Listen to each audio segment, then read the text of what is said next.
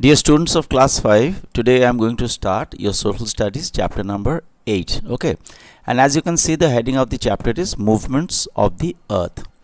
देखो हमारा जो अर्थ है, अर्थ का दो मूवमेंट है. क्या क्या मूवमेंट है? एक मूवमेंट को कहा जाता है, one movement is called rotation. पहला मूवमेंट अर्थ का क्या है? रोटेशन. रोटेशन मतलब क्या है? देखो ये जो हमारी अर्थ है, अर्थ अपनी एक्सिस के ऊपर अपने ही चारों तरफ अर्थ घूमता है. तो ये जो अर्थ अपने चारों तरफ घूमता है और अर्थ को अपनी चारों तरफ एक बार घूमने के लिए 24 घंटा 24 आवर्स टाइम लगता है. This is called rotation. और ये देखो सन है, सन के भी चारों तरफ अर्थ घूमता है. तो सन के चारों तरफ जब अर्थ घूमता है दैट इज कॉल्ड रेवोल्यूशन. और सन की चारों तरफ एक रेवोल्यूशन पूरा करने के लिए अर्थ को 365 डेज लगता है. अर्थात देखो अर्थ जो है वो अपने चारों तरफ घूमते घूमते वो सन का भी चारों तरफ घूमते रहता है. तो ये दो जो रोटेशन और रेवोल्यूशन है, these are the two movements of the earth. देखो क्लास 3 में तुम लोगों ने सोलार सिस्टम के बारे में पढ़ा था. सोलार सिस्टम क्या है?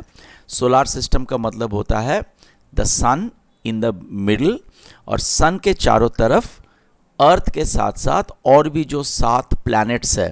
क्या क्या है? मरकरी, वेनस, अर्थ, मार्स, जुपिटर, यूरेनस, नेपच्यून. ये जो 8 प्लैनेट्स है, ये 8 प्लैनेट्स सन की चारों तरफ घूमता है. तो sun and the 8 planets, these are together called the solar system. अब देखो हमारी जो अर्थ है, जैसे मैंने अभी कहा कि हमारे अर्थ का 2 बेसिक मूवमेंट्स है. हमारी अर्थ का 2 मूवमेंट है. ये 2 मूवमेंट क्या क्या है? रोटेशन और दूसरा है रेवोल्यूशन. रोटेशन जैसा कि मैंने कहा क्या है कि अर्थ जब अपने चारों तरफ घूमता है दैट इज रोटेशन, और अर्थ जब सूरज की चारों तरफ घूमता है दैट इज कॉल्ड रेवोल्यूशन.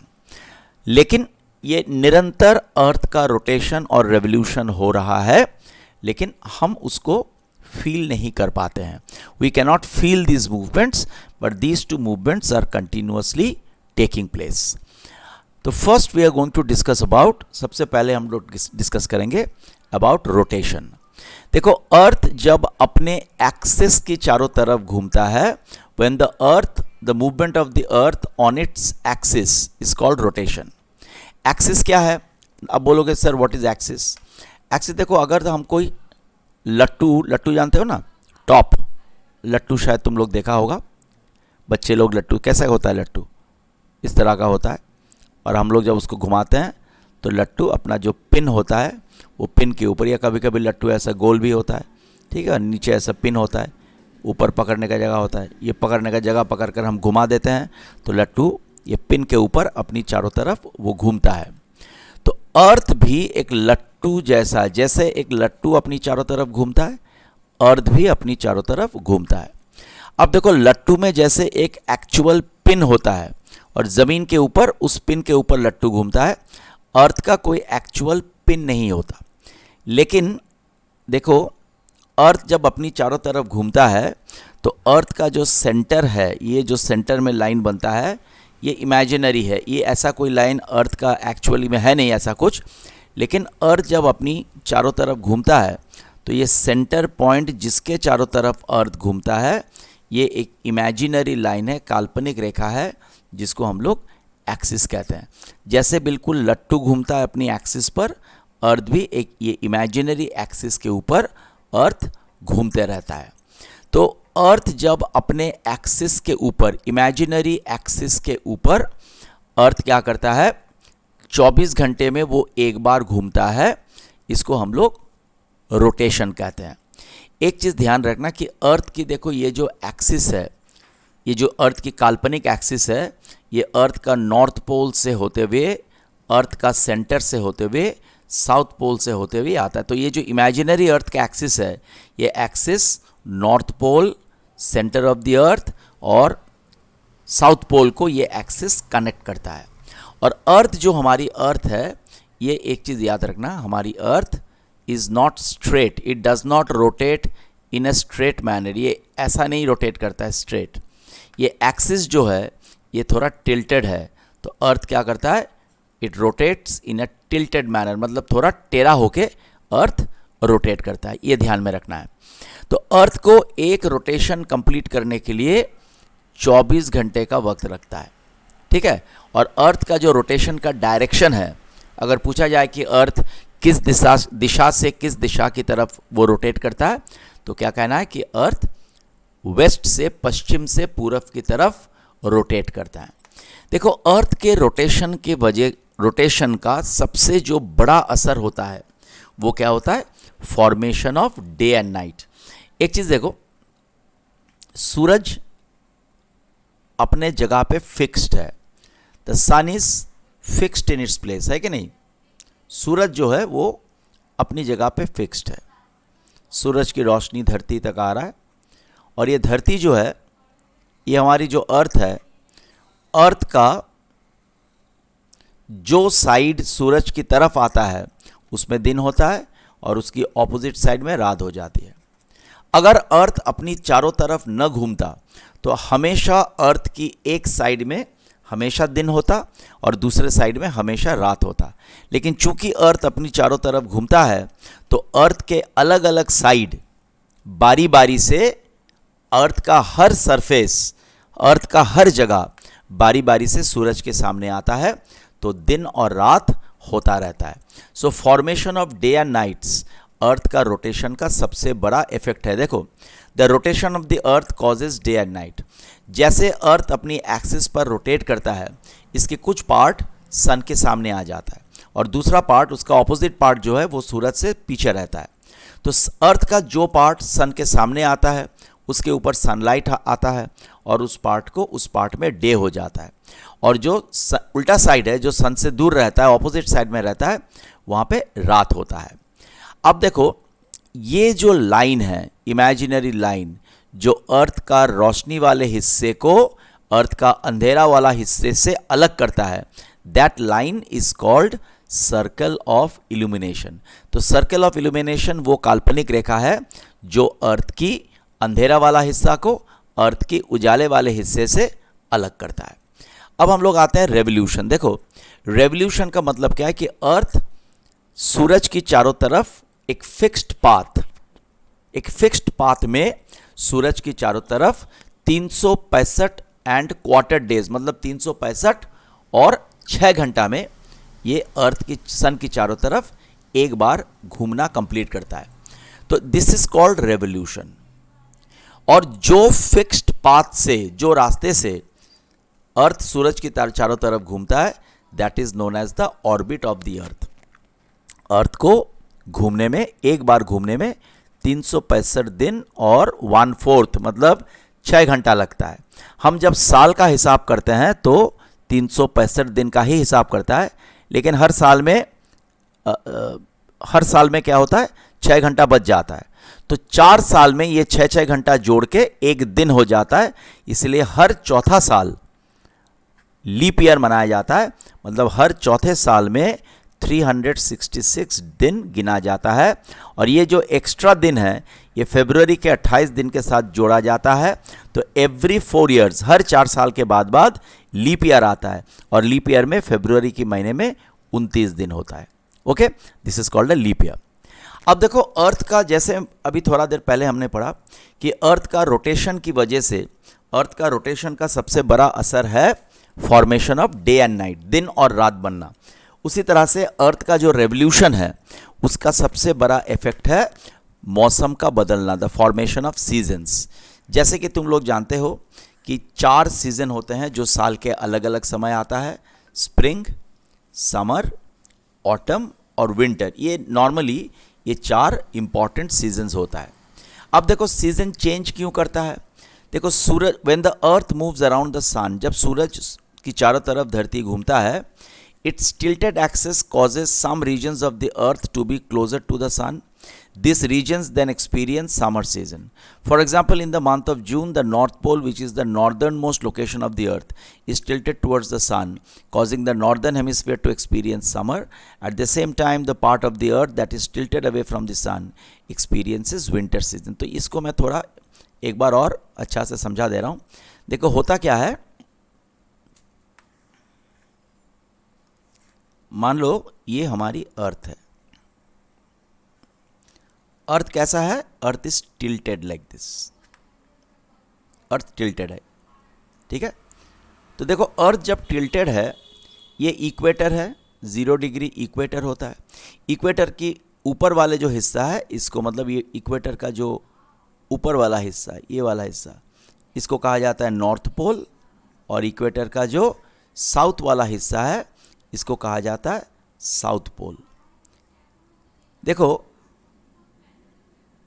अगर सूरज यहाँ पर है, सूरज का रोशनी यहाँ पर आता है, तो अर्थ का देखो ये वाला जो हिस्सा है, अब ये मैं थोड़ा मिटा देता हूँ कलर्स.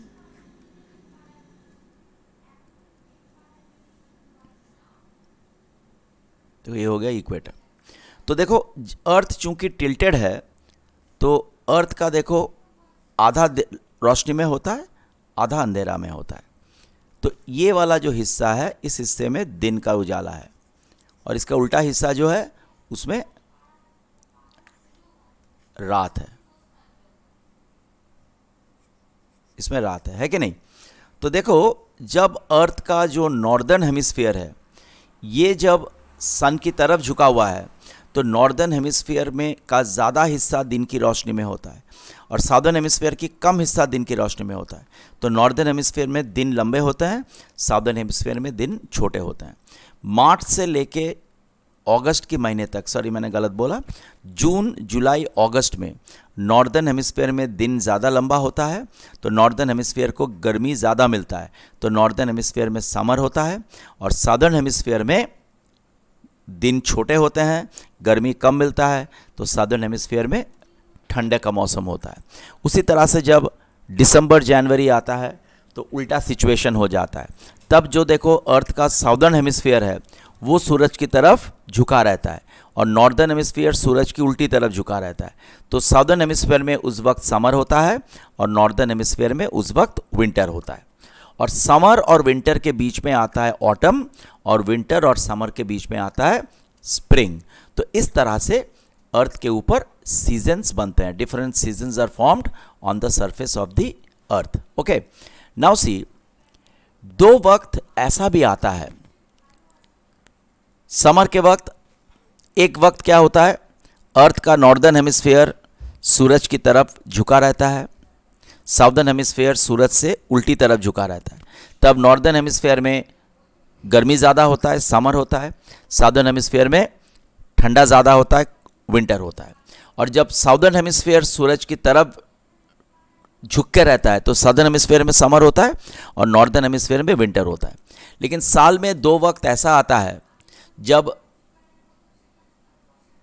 धरती अर्थ की तरफ झुका नहीं, धरती सूरज की तरफ झुका नहीं होता है. उस समय बिल्कुल आधा धरती को सूरज की रोशनी मिलता है, और आधा धरती अंधेरे में होता है. तो इस वक्त क्या होता है, दिन और रात दोनों की लंबाई इक्वल होता है, और इसकी वजह से सारा दुनिया में टेम्परेचर न तो बहुत ज़्यादा होता है, न बहुत कम होता है. ऐसा वक्त दो बार आता है.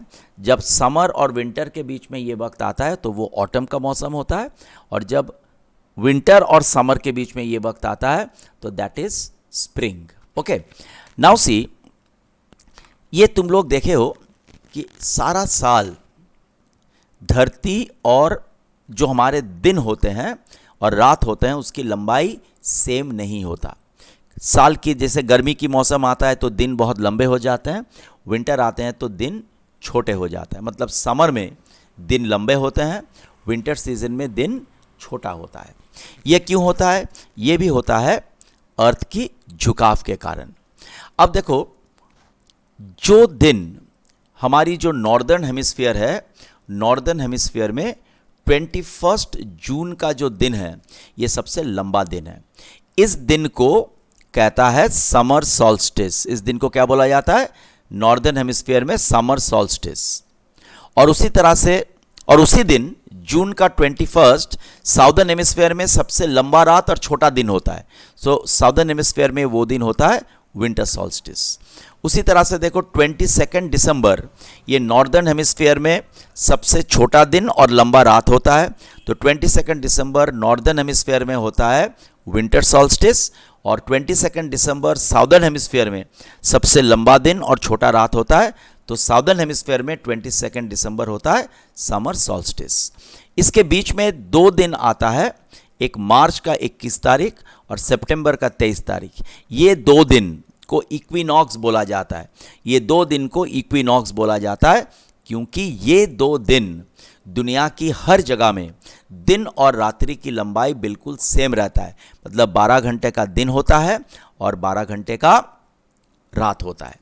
देखो समर सॉल्स्टिस, जब नॉर्दर्न हेमिस्फीयर में समर सॉल्स्टिस होता है, ये मैं एक डायग्राम बना रहा हूँ। देखो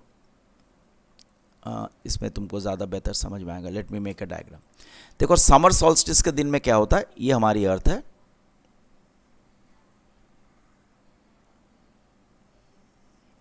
ये इक्वेटर है। ये लाइन है, अर्थ का बीचों बीच से गुजरता है। This is equator 0 degree. ये लाइन ट्रॉपिक ऑफ कैंसर, ये लाइन हो गया ट्रॉपिक ऑफ कैप्रिकॉर्न। सन यहाँ पर है। समर सॉल्स्टिस के दिन में क्या होता है, सन का जो डायरेक्ट, ये सन है, सन का जो डायरेक्ट रेज है वो ट्रॉपिक ऑफ कैंसर में पड़ता है। नॉर्दर्न हेमिस्फीयर में दिन बड़े रात छोटे। 21 जून के दिन नॉर्दर्न हेमिस्फीयर में सबसे बड़े दिन और सबसे छोटा रात होता है, और उसी दिन साउदर्न हेमिस्फीयर में सबसे छोटा दिन और बड़ा रात होता है। 22 दिसंबर के दिन उल्टा हो जाता है। अर्थ ऐसा होता है, तो साउदर्न हेमिस्फीयर अर्थ की तरफ झुका रहता है और सन की तरफ झुका रहता है, और अर्थ का direct rays tropic of Capricorn पे पड़ता है। और इस दिन को क्या होता है, 22 दिसंबर को नॉर्दर्न हेमिस्फीयर में सबसे छोटा रात और लंबा दिन होता है, साउदर्न हेमिस्फीयर में सबसे लंबा दिन और छोटा रात होता है। और 2 दिन साल में अर्थ का सन का डायरेक्ट रेज इक्वेटर पे पड़ता है, और इस दिन को कहा जाता है, ये 2 दिन को कहा जाता है इक्विनॉक्स। ये मार्च के 21 तारीख और सितंबर का 23 तारीख, ये 2 दिन को इक्विनॉक्स कहा जाता है। और इक्विनॉक्स में क्या होता है, दुनिया की हर जगह पे 12 घंटे का दिन और 12 घंटे का रात होता है, अर्थात इक्वल नाइट और इक्वल डे होता है। देखो इंडिया में हालांकि 4, अभी मैंने कहा था कि 4 मेन सीजन है, समर, विंटर, ऑटम और स्प्रिंग।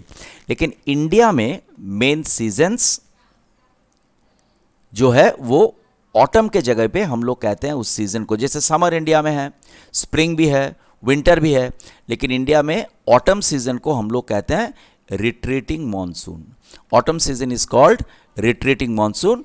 और ये बरसात की मौसम, मतलब मॉनसून के बाद, मॉनसून की मौसम और विंटर के बीच में ये रिट्रीटिंग मौसम, मॉनसून की मौसम आता है इंडिया में। ठीक है, तो अब देखो, अगर हम अब इस ब्लैंक्स को थोड़ा फिल करते हैं। The movement of the earth on its own axis. Earth जब अपनी एक्सिस के ऊपर घूमता है उस मूवमेंट को कहा जाता है रोटेशन।